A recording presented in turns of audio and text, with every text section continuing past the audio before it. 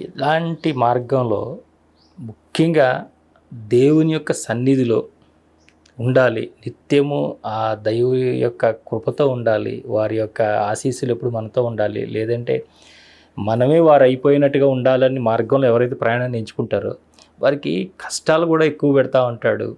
అవమానాలు కూడా ఎక్కువ పెడతా ఉంటాడు. రకరకాల విమర్శలు వస్తూ ఉంటుంటాయి. వీటన్నిటిని తట్టుకునే శక్తిని ఇవ్వాలని ఉంటాయి. అలాంటివి మీరు ఎప్పుడైనా ఎదుర్కొన్నారా? కోకొల్లాలండి. మనుష్య దేహాన్ని పొందింది అందుకేగా పాపపుణ్యాలు సమంగా అనుభవించటానికి. అవమానాలు జరుగుతూనే ఉంటాయి, తిట్టేవాళ్ళు తిడుతూనే ఉంటారు, పొగిడేవాళ్ళు పొగుడుతూనే ఉంటారు. కానీ ఒక్కటే, మనం ఏ లక్ష్యం కొరకు పరిగెడుతున్నామని ఎప్పుడు గుర్తెరిగిన వాళ్ళమై ఉండాలి. మనం పాకులాడుతున్నది ప్రశస్తి కోసమా, యశం కోసమా? కానే కాదు కదా, పరమాత్ముడి పాదాలు చేరుకోవడానికి. అందులో భాగంగా అనుషంగికంగా ఈ పొగట్టలు తెగట్టలు అన్ని లభిస్తున్నాయి. ఇవన్నీ పై తొడుగుల్లాంటివి. వీటన్నిటిని వదిలించుకొని ఆ పరమాత్ముడి దగ్గరికి పయనిద్దామని వెళ్తున్నాం అనమాట. అంటే మామూలుగా వీళ్ళని చూసి నీకు ఎలా తిట్టాలనిపించిందిరా అంటుంటారు. అట్లా మిమ్మల్ని చూసి మిమ్మల్ని విమర్శించే వాళ్ళు కూడా ఉంటారా అనిపిస్తుంది నాకు. అంటే రాముడిని చూసి కూడా మరి విమర్శించే వాళ్ళు ఉన్నారుగా.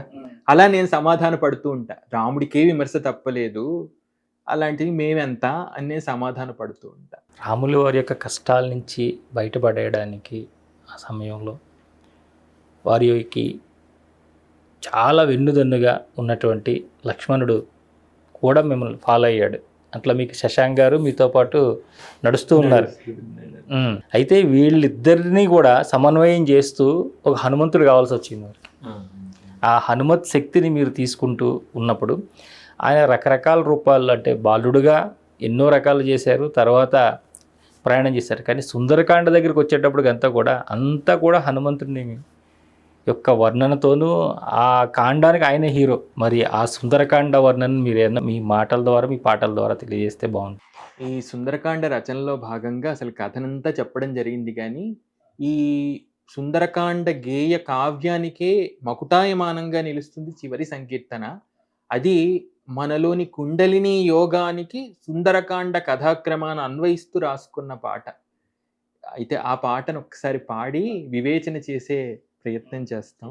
సుందరకాండము యోగ దర్శనము అదే మారుతి అనుభవ పరమార్థము. సుందరకాండము యోగ దర్శనము అదే మారుతి అనుభవ పరమార్థము. పొందుపరచి సత్యములననేకము పొందికగచేత తత్వ వివరణము. పొందుపరచి సత్యములననేకము పొందికగచేతు తత్వ వివరణము. సుందరకాండము యోగ దర్శనము అదే మారుతి అనుభవ పరమార్థము. రాముడే గురువని తాను దాసుడని రామానుగ్రహ వీక్షణమునుగొని. రాముడే గురువని తాను దాసుడని రామానుగ్రహ వీక్షణమునుగొని. శ్రీ మారుతి పులకించిన తరిన ఆమూలాధారము కనవచ్చును. సుందరకాండము యోగ దర్శనము అదే మారుతి అనుభవ పరమార్థము. సుందరకాండము యోగ దర్శనము అదే మారుతి అనుభవ పరమార్థము. రామ సుగ్రీవుల సఖ్యమేర్పడగ స్వామి వాలి వధ నేర్పుతో సలుపగ. రామ సుగ్రీవుల సఖ్యమేర్పడగ స్వామి వాలి వధ నేర్పుతో సలుపగ. క్రమముగ స్వాధిష్ఠానమగుపడును సమీరజుడు బ్రహ్మ గ్రంథి దాటును. సుందరకాండము యోగ దర్శనము అదే మారుతి అనుభవ పరమార్థము. సుందరకాండము యోగ దర్శనము అదే మారుతి అనుభవ పరమార్థము. ఇలా మూలాధారాన్ని మొదలుకొని మొత్తం చక్రాలన్నిటినీ జీవుడు యోగ మార్గంలో ఎలాగైతే దాటుతాడో అలాగే హనుమంతుల వారు కూడా లంకలో సీతా దర్శనాన్ని పొందటం, సహస్రారం నుండి కురుస్తున్న అమృతంలో స్నానం చేయటంగా భావించాం అనమాట. అలా ఈ సుందరకాండాన్ని కూడా యోగంగా దర్శించాం. సాక్షాత్తు కుండలిని యోగమే ఈ సుందరకాండ. కుండలిని యోగం అన్నారు కదా, ఆ కుండలిని యోగ సాధన ఏదన్నా మీరు చేస్తున్నారా? గురువుల పాదాలు పట్టుకొని ప్రార్థిస్తున్నా, అందుకు అర్హత ఎప్పటికైనా కలగాలి అని.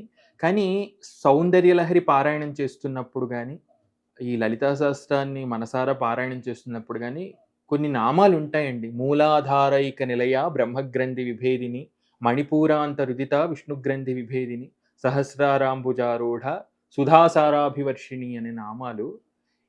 ఆజ్ఞాచక్రాంతరాళస్థ రుద్రగ్రంథి విభేదిని. ఈ నామాల గుర్తి చదువుతున్నప్పుడు మాత్రం నాలో తెలియని ఏదో శక్తి ప్రవహిస్తున్నట్టుగా ఉంటుంది.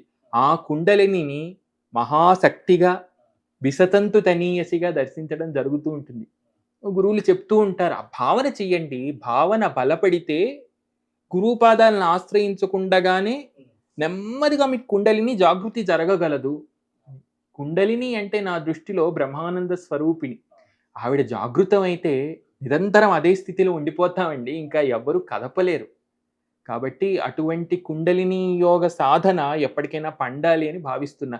ప్రస్తుతానికి భావనాత్మకంగా సాగుతోంది ఆ సాధన. ఎల్లప్పుడూ ఈ లలితా సహస్రంలోని నామాలు చదువుకుంటూ, అమ్మ ఆ స్థితిని నాకు ఎప్పటికైనా కలిగించు తల్లి అని సౌందర్య లహరిలో కూడా ఒక్కొక్క చక్రంలో అమ్మవారు అయ్యవారు ఎలా కొలువై ఉన్నారు శరీరంలో అని వర్ణించడం జరుగుతుంది. ఆ వర్ణన చదువుతూ ఉంటే మనస్సేదో దాంట్లో లీనమైపోతున్నట్టుగానే అనిపిస్తుంది. మూలాధారాన్ని మొదలుకొని సహస్రారం వరకు మొత్తం నిండి ఉన్నది నీ తత్వమే తల్లి అని చెప్పుకుంటూ నేను ఆ భావంలో లీనమైపోతూ ఉంటాను అనమాట. భావంలో లీనమైపోయినప్పుడు మాత్రం కింది నుంచి ఏదో శక్తి పాకుతూ పైకి వస్తున్నట్టుగా తప్పకుండా అనిపిస్తుందండి. ఆ భావన తీరిపోగానే మళ్ళీ నేను లోకంలోకి తిరిగి వచ్చేయచ్చుగాక, కానీ ఆ భావన మాత్రం అలాగే నిలిచిపోతుంది. ఒక రమ్యమైన పాటగా వెలికి రావచ్చు. అంటే ఈ సంకీర్తన అంటే పూర్తి తన్మయత్వంతో చేస్తున్నప్పుడు ఈ షట్చక్రాలు కూడా పూర్తిగా వికసించి ఆలో శక్తి ప్రభావం అనేది ఖచ్చితంగా జరుగుతుంది. కాబట్టినే వారంతా కూడా ఆ యొక్క దర్శనం పొందగలిగారు. మన అన్నమయ్య వారు కావచ్చు, రామదాసుల వారు కావచ్చు, ఎవరైనా కూడా ఆ తేజో రూపాలను దర్శించారంటే వారి లోపల ఈ శక్తి ప్రజ్వలింది కాబట్టనే వారు చేయగలిగారు. ఆ విధంగా మీకు కూడా జరుగుతున్నది. ఆ తేజస్సు మీ లోపల నుంచి బయటకు వస్తూ ఉన్నది. నాకు ఒక మహాత్ములు చెప్పారండి భీమవరానికి వెళ్ళినప్పుడు, ఏవయ్యా మీరు పాడుతున్నప్పుడు ఏం జరుగుతుందో తెలుసా అని. నేను అమాయకంగా మీరే చెప్పండి చక్కగా నాకు వినాలండి అని. ఆయన ఏం చెప్పారు తెలుసా, నాకు ఆనందం కలుగుతోందండి, పులకింత వస్తుంది అండి అని చెప్పలేదు ఆయన. ఆయన చెప్పిన దానికి నేను నిశ్చేష్టుడనైపోయా. ఆయన ఏమన్నారంటే, మీరు పాడుతున్నప్పుడు నాలోని నాడులన్నీ అలా కమలాల్లా వికసించి ప్రతి కమలం నుంచి మకరంద అమృతంలా జాలువారుతున్నట్టు అనిపిస్తుందండి, పాడుతూనే ఉండండి అన్నారు. ఆయన నుంచి ఆ మాట అందుకున్నా. అంటే ఎప్పుడైనా నాడుల్లో ఏమన్నా స్తబ్దత ఏర్పడి అవి కదలని స్థితి కలిగినప్పుడు చక్కగా ఇలా పాడుకుంటూ ఉన్నా, ఇలా మనసారా ఏదైనా ప్రవచనం చెప్పేసుకుంటూ ఉన్నా, ఒక ప్రవాహంలా మాటల జరి పారుతూ ఉన్నా, ఆ నాడులన్నీ ఇలా కమలాల్లా విచ్చుకొని ఆ కమలం నుంచి అమృత మకరందం కురుస్తూ ఉంటుంది.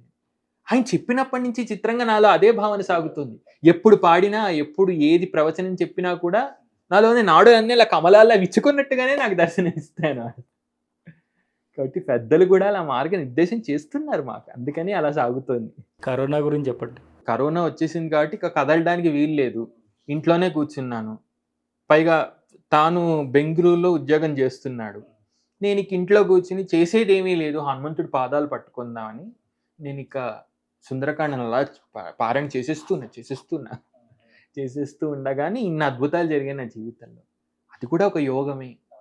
భగవంతుడు కొంతమంది కష్టాన్ని కలిగించినా కూడా అది అప్పటికి సుఖంగా పరిణమిస్తుంది అనటం ఈ దీనితోనే పరిశీలన చేయవచ్చు. ఆధ్యాత్మిక మార్గంలో ఉన్న వాళ్ళందరికీ కూడా కరోనా అనేది చాలా గొప్ప బహుమతి. అందరూ కూడా వారి యొక్క సాధనలోనూ అన్ని చోట్ల అన్నీ ఆగిపోవడం, వాతావరణం కూడా ప్రశాంతంగా తయారవడం మూలంగా నిజస్వరూపాలు ఏంటో తెలుసుకోగలిగారు. మనం దేనికోసం పరుగులు పెట్టాలి, దేనికోసం పరుగులు పెట్టకూడదు అనే విషయాల్లో. ఆ టైంలో మీ యొక్క కీర్తనల్ని కానీ ఆన్లైన్లో పాడండి మేము వింటామని అలా ఎవరన్నా రిక్వెస్ట్ చేశారా? ఎంతోమంది. అప్పుడు నిజానికి ఆఫ్రికా నుంచి ఒక తెలుగు సంఘం ఉంది. వాళ్ళకి నిజానికి తెలుగు కూడా మాట్లాడడం చక్కగా రాదు, కానీ ఎక్కడో తెలుసుకున్నారు మా గురించి. కమపాటి బ్రదర్స్ అంటారు అన్నమాట. వాళ్ళేమో ఇలా పాడతారా మీరు అని, అంత ఇంగ్లీష్లోనే, కానీ తెలుగు అంటే చాలా అభిమానం. వాళ్ళ పూర్వీకులందరూ తెలుగువారు, 200 సంవత్సరాల క్రితం వారు అడగగానే చాలా సంతోషం, తప్పకుండా పాడతాను. వాళ్ళకి అర్థం కాని తెలుగు కీర్తనలు పాడినా ఎంత అమృతంలా ఉన్నాయండి. మీ అంత తెలుగు మేము మాట్లాడలేకపోతున్నా అండి, మీలా తెలుగు మాట్లాడేలా మమ్మల్ని ఆశీర్వదించండి గురువుగారు అంటారు. నాకు ఎంత హాస్యాస్పదంగా అనిపిస్తుందంటే, మా తెలుగు వాళ్ళకంటే మీరే తెలుగును భుజాలపైకి ఎత్తి మోస్తున్నారమ్మా, ఇప్పుడు అలాగే మోయండి అని. అలా ముంబై నుంచి ఒకరు, లాస్ ఏంజలీస్ నుంచి ఒకళ్ళు, అలా అందరూ కూడా ఆన్లైన్లో పెట్టించుకొని వినిలాగే సంతోషించారు. పైగా మేమిద్దరం అక్కడ ఇంకా ఏకాంత స్థితి లభించింది. ఇంకా ఎవరు కదిపేవారు లేరు. ఇక సంకీర్తనలు పుంఖాను పుంఖాలే, పాడ్డాలు పుంఖాను పుంఖాలే. ఇంకా రోజు లేచామా తమ్ముడు ఆ రూమ్ లోకి వెళ్ళి ఏదో ఒకటి రికార్డ్ చేశాను అంతే. సుందరకాండ రికార్డ్ చేశాము. తర్వాత ఏమో ఈ కృష్ణ లీలలు అని చెప్పి ఒక 70 పాటలు అప్పటికప్పుడు రాసేసాను. ముందర ఎప్పుడో రాసిన కృష్ణ సంకీర్తనలు కొన్ని ఉన్నాయి, రాధాకృష్ణుల సంకీర్తనలు. అవి ట్యూన్ చేసి పాడదామనే బుద్ధితో మేము కూర్చున్నాం అనమాట. అవి అద్భుతంగా వచ్చేసాయి.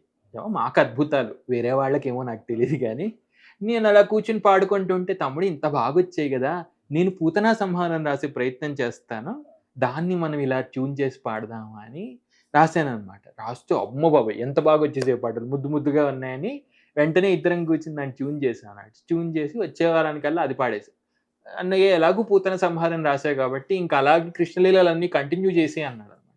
కాళీయమర్దనం, దామోదర లీల, గోవర్ధనోద్ధరణం, రుక్మిణీ కళ్యాణం, అలా అన్ని సంపూర్ణంగా పడేసి మొత్తం. అలా కరోనా నిజంగా నాలోని కవిని బయటికి తీసుకొచ్చింది అన్నమాట.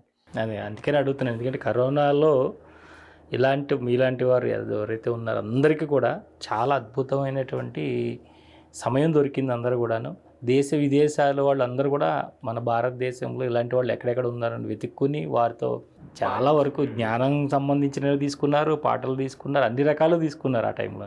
నిజంగా మీరు కూడా. అయితే మీకు అందినటువంటి రాధాతత్వం గురించి చెప్పండి. రాధాతత్వం రాసపంచాధ్యాయితో మొదలైంది నిజంగా నా జీవితంలో. అంటే చిత్రం అండి, కొన్ని రాముడు రాముడు అంటూ ఉంటాం. ఇప్పుడు కృష్ణుడు ఎప్పుడు వచ్చాడో నాకు తెలియదండి. మా పేరులో కూడా నిజానికి కృష్ణ ఉంటుంది, కానీ మా జీవితాలు మొదలవడం రామనామంతోనే మొదలయ్యాయి. కానీ ఎప్పుడు కృష్ణుడు వచ్చాడో నాకు తెలియదండి. భాగవతం వినడం మొదలెట్టారు పెద్దవాళ్ళది. తెలియకుండా రాసపంచాధ్యాయి వైపుకి మళ్ళింది నా మనస్సు. దాంట్లో ఏముంటుందో కూడా నిజానికి నాకు తెలీదు. అప్పటి వరకు రాసపంచాధ్యాయ పేరు కూడా నేను వినలేదు. కానీ వింటూ ఉంటే ఇదేదో చాలా బాగుంది అనిపించింది. అంటే రాధికాతత్వం అసలు ఏముందో ఆ రాసపంచాధ్యాయులో చెప్పబడింది కదా, ఆ విధంగా వింటూ ఒక్కసారి కాదు 100 సార్లు విన్నా. వినేసరికి తెలుసు కదా, మనస్సు కదిలితే పాటగానే కదులుతుంది నాకు. కూర్చుని నేను ఇంకా రాసుకోవడం మొదలెట్టా. నాకే ఆ పిలుపు, సోకి శ్రీకాంతి వెలిగెను తలపు, పాకెను ఎదలో వెన్నుని వలపు, పాకెను ఎదలో వెన్నుని వలపు, చీకట్లకు ఇది ఆఖరి బలుపు, నాకే ఆ పిలుపు, సోకి శ్రీకాంతి వెలిగెను తలపు. అంటే ఆ సంప్రదాయంలో రాధా అమ్మవారిని స్త్రీగా అభివర్ణిస్తారు. ఆ శ్రీకాంతి తగిలి ఈ గోపికలందరూ కూడా కృష్ణుడి వేణునాదం వైపుకి ఆకృష్టులయ్యారు అని రాసుకున్నాను అన్నమాట. అలా రాసపంచాధ్యాయి మొదలవుతుంది ఘట్టం. నేరుగా తీసుకువెళ్ళి కృష్ణుడితో సంభాషిస్తారు, ఆయన్ని ఆక్షేపిస్తారు, కృష్ణ కరుణకు పాత్రులు అవుతారు, కృష్ణ దర్శనం చేసుకుంటారు. ఆ తదుపరి కృష్ణుడు మాయమైతే విహ్వలులైపోతారు, కృష్ణుడి కోసం ఉన్మత్తులైపోతారు, కృష్ణాకార వృత్తిని అవలంబిస్తారు. తదుపరి మళ్ళీ కృష్ణ దర్శనం చేసుకొని కృష్ణుడితో పాటుగా రాసమండలంలోకి ప్రవేశిస్తారనమాట. రాసమండలం కీర్తన కూడా రాసిన తర్వాత మీరు నమ్మరు, నేను కూడా ఆ రాసమండలంలో గోపికను అయిపోయాను అనమాట. ఇక అప్పటి నుంచి ప్రతినిత్యం, ఇందాక తమ్ముడు విజయనిగిరి అనే ఒక క్షేత్రాన్ని ప్రస్తావించారు కదా, ఈ రాసపంచాధ్యాయిని మొట్టమొదటిగా ఆ విజయనిగిరిలోనే పాడడం జరిగింది. ఏమంటే మేము చాలా కొత్త పాటలు పాడుతున్నామని అనుకోకండి, చాలా బాగుంటాయి పాటలు అని పాడడం ప్రారంభించాం. ఆ డోమ్లో కూడా పాడిన ఇవే పాటలు అనమాట. పాడి మేము రమించిపోవటం. తమ్ముడు ఈ భావన నుంచి తేరుకోలేకపోతున్నాను అంటే, ఇంటికి వచ్చిన తర్వాత కూడా ఎన్నో నాళ్ళు నన్ను ఆ భావన వెంటాడింది. వీటి నేను రోజు రాసమండలంలోకి వెళ్ళిపోతున్నట్టుగా, ఆ గోపికలతో కూడి నర్తిస్తున్నట్టుగానే ఉంది నాకు. ఒక రోజేమో ఏ లైటు లేని సమయాన నేను అలా గిర్రుగిర్రని తిరిగిపోతూ ఉన్నాను నా రూమ్లో. తిరిగిపోతూ ఉంటే వెనకాల ఏదో తట్టుకొని పడిపోయాను అనమాట. నా భావనలో నేను ఆ రాసమండలంలో తిరుగుతూ ఉంటే ఒకానొకసారి ఆ చెట్టు ఒకటేదో అడ్డుకొని పడిపోయినట్టుగా భావన కలిగింది. నేను ఆ బృందావనంలోనే ఎండిపోయాను అనమాట. ఇక మానసిక స్థితి బయటికి రావట్లే. తర్వాత ఇదే రాసపంచాధ్యాయిని హైదరాబాద్లో సాకేత్లో పాడడం జరిగింది. వారికి కూడా చెప్పాను, చాలా కొత్త పాటలండి, ఎవ్వరూ అనుభవించలేకపోవచ్చు, నన్ను మన్నించండి, కానీ పాడుకోవాలన్నది పాడుకోమంటారా అంటే దయతో వారందరూ అనుగ్రహించారు. మీరు నమ్మరు, ఆ రోజు ఎంతో మంది అమ్మలు వచ్చారు అక్కడికి. కూర్చుని వింటుంటే నేను ఈ గోపిక కృష్ణ వియోగము సంయోగము వర్ణిస్తూ పాడుతూ ఉంటే వెక్కి వెక్కి ఏడవడాలన్నమాట. వెక్కి వెక్కి ఏడవడాలి. మాయల మారి కృష్ణుడు ఎక్కడికి వెళ్ళాడో అని ప్రతి గోపిక అనుకుంటూ తిరుగుతూ ఉంటే, ఏమే నువ్వు చూసావా నువ్వు చూసావా అని చెట్లను అడుగుతూ ఉంటే, నేను గోపికని ఇందాక పార్వతీదేవిని అయిపోయానని చెప్పానే, ఈ రాసపంచాధ్యాయ పాడుతున్నప్పుడు నేను గోపికని అయిపోతాను. అలా ఏ విషయం పాడుతూ ఉన్నా ఏ విషయం చెబుతున్నా ఆ విషయంతో తాదాత్మ్యం చెందడం నా పూర్వజన్మ సుకృతం అంతే. అలా అమ్మవారితో తాదాత్మ్యం చెంది అక్కడ పాడేశాం. పాడేసిన తర్వాత చివర్లో శ్యామా శ్యామా అని గోపికలందరూ కూడి అరుస్తారనమాట. మాకు కృష్ణ దర్శనం చేసుకోలేకపోతున్నాను తల్లి, నువ్వే చేయించాలి అని అందరు కలిసి అరుస్తారు. అప్పుడు నాకు తెలియదు ఏమైపోయిందో. నాకు తమ్ముడు పాడుతూనే ఉన్నాడు, నేను శ్యామా శ్యామ అరవడం మొదలెడితే పక్క నుంచి ఎవరో నడుస్తున్నారు. ఇందాక వెనకాల విగ్రహాన్ని సరిచేయడానికి అమ్మాయిలు ఎవరో నడుస్తున్నారు. నేను అనుకున్నా వారే నడుస్తున్నారేమో అని. వెనకాల విగ్రహాలు సరిచేస్తున్న సడి కూడా వినిపిస్తోంది. కళ్ళు మూసేసుకున్నాను నేను, ఆనంద బాష్పాలు రాలుతున్నాయి. శ్యామ శ్యామ శ్యామ అంటూ ఉన్నాను నేను. అరవటం లేదు కానీ పాడుతున్నా. పాటలోనే అరుపు అనమాట, అది కొంచెం ఉచ్చస్థాయిలో ఉన్నది. అయితే వెనకాల నుంచి అంతా అయిన తర్వాత ఎవరో అమ్మ వచ్చి ఇలా భుజం మీద చెయ్యి వేసి గట్టిగా వేశారనమాట. ఎవరో చనువుగా వేసినట్టు. చనువుగా వేసి చాలా బాగా పాడావు, చాలా తీయనైన గుర్తుంది, చాలా బాగా పాడావు. నాకు ఇంతమంది సాకేత్వాసులు ఉన్నారు కదా, ఎవరో అమ్మ వచ్చి వెనకాల నుంచి ఇలా భుజం మీద చెయ్యేసి అంత తీయగా పలికారు అనుకుంటా అని, థ్యాంక్ యూ అమ్మ అని ఇలా వెనకాల తిరిగాను. ఎవ్వరు లేరు. నేను అంత తీయగా పలికింది మా రాధాదేవి, వేరొకరు కాదు అనుకున్నా. తర్వాత తిరిగి చూస్తే అసలు ఎవరు ఇటువైపు ఎవ్వరు లేరు. అమ్మ మీరు ఎవరైనా ఇందాక వచ్చారంటే, మేము అక్కడే కూర్చుని వింటున్నాం అంటే, మీరే చూస్తున్నారుగా, మేము వెక్కి వెక్కి ఏడుస్తున్నాం, రాలేకపోతున్నాం, కదలలేకపోతున్నా అన్నారు. అది అండి ఆ అనుభూతి నిజంగా రాసపంచాధ్యాయతో కలిగింది. నాకు భక్తి అంటే రుచి అక్కడే తెలిసిందండి. భక్తిలో ఇంత మాధుర్యం ఉంటుంది, అసలు లీనమైపోతే భక్తి కంటే యోగం లేదు అని అప్పటి నుంచి ఏది చేసినా అలాగే చేయడం ప్రారంభించేశాను అనమాట. నేను ఇంకా భక్తిలోనే విరహం కూడా ఉన్నది.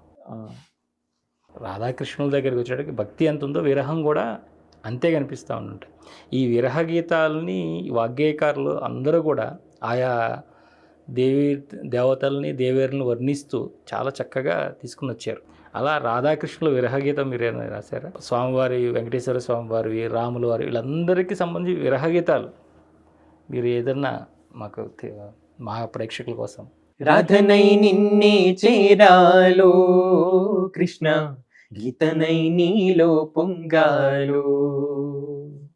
రాధనై నిన్నే చేరాలో కృష్ణ, గీతనై నీలో పొంగాలో.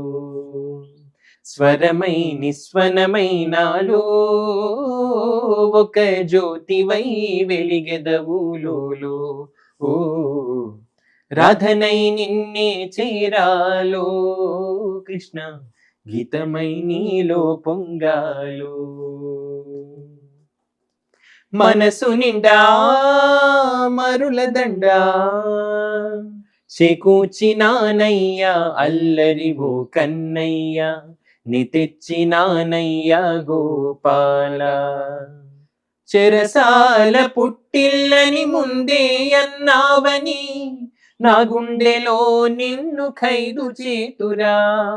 చెరసాల పుట్టిల్లని ముందే అన్నావని, నా గుండెలో నిన్ను ఖైదు చేతురా. నా మనవిని ఒకసారి వినరావా. మనసు కథ ఈ మనసు కథ, ఒక తీరానికి చేర్చేది నీవే కదా. రాధనై నిన్నే చేరాలో కృష్ణ, గీతనై నీలో పొంగాలో. కడలి దాటు వేళ కడుసొంపు మీరుచు, కనకకాంతులందు కానుపించి, ప్లవగతతికి మిగుల ప్రాతిహార్యము గొల్ప, వాయుసుతుని వాలవాసి గనరి. వస్త్రములవియన్నో వాలమునకు చుట్ట, అరులమూక చాలా ఎల్లరిపడ, చిక్కకుండ వారి చెంత హాస్యములాడే వాయుసుతిని వాలవాసి గనరి. రక్కసి గణమునకు రణరంగమందున క్షోభన రసమదే క్షుద్రరీతి, రుచిని చూపి తాను రోచిస్సు నొందెడి, వాయుసుతుని వాలవాసి గనరి అనేవి ఆ నవరసాల గురించి. వాలం పరంగా అభివర్ణిస్తున్నప్పుడు పుట్టిన కొన్ని పద్యములు.